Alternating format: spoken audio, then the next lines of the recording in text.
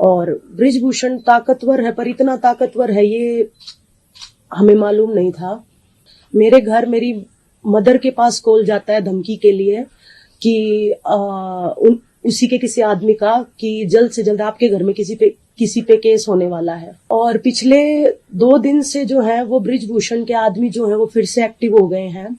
मेरे घर मेरी मदर के पास कॉल जाता है धमकी के लिए कि उसी के किसी आदमी का कि जल्द से जल्द आपके घर में किसी पे केस होने वाला है।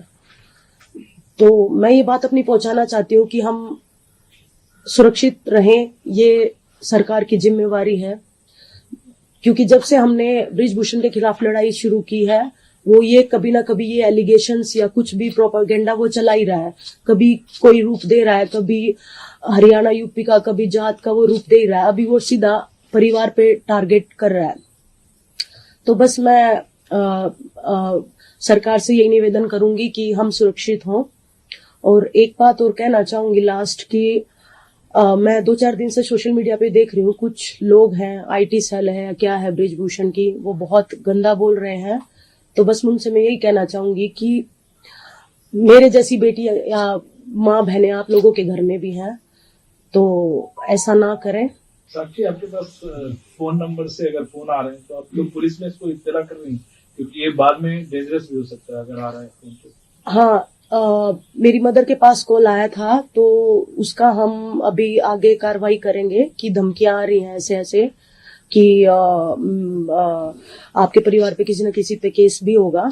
तो ये बड़ा मतलब दुखदाई है कि हमने जो लड़ाई है वो न्याय के खिलाफ लड़ी थी, बच्चियों को सुरक्षित रहें रेसलिंग में उनके लिए लड़ी थी, या पूरे देश में सुरक्षित रहें।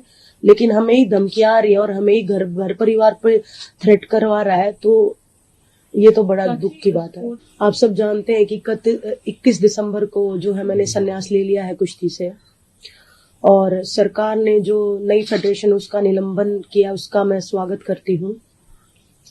और जैसे ही चुनाव हुए तो बृजभूषण ने जो बेउदगी की वो सब पूरे देश ने देखा। 2 घंटे के अंदर अंदर ही उसने जो है अपने ही घर में नेशनल रख दिया बिना किसी नियमों को जाने। और बृजभूषण ताकतवर है, पर इतना ताकतवर है ये हमें मालूम नहीं था। और अभी 2-4 दिन से भी एलिगेशंस लगा रहा है, 2-4 दिन से नहीं काफी दिनों से एलिगेशंस लगा रहा है कि हम जो है वो जूनियर बच्चों का हक मार रहे हैं, जूनियर बच्चों का फ्यूचर खराब कर रहे हैं। मैंने संन्यास ले लिया है और मैं ये चाहती हूँ कि जो मेरे बाद आने वाली जूनियर लड़कियां हैं, बच्चियां हैं 62 किलो में जो है वो मेरा सपना पूरा करें। मैंने ब्रॉन्ज जीता, मैं चाहती हूँ कि पेरिस ओलंपिक में 62 किलो में जो भी नई लड़कियां हैं वो गोल्ड या सिल्वर जीते देश के लिए।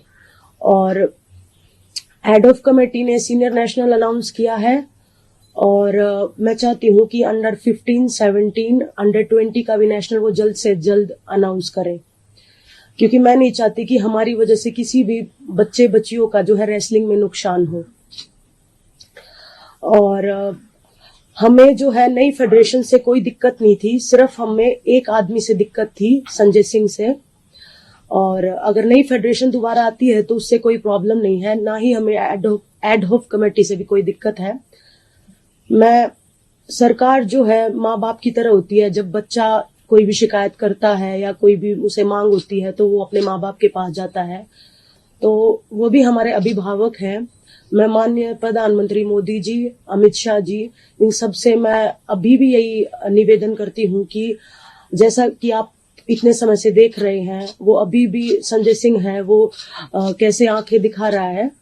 तो मैं नहीं चाहती कि फेडरेशन में जो है उसका दोबारा से कोई इंटरफेरेंस हो, ये आपसे निवेदन है।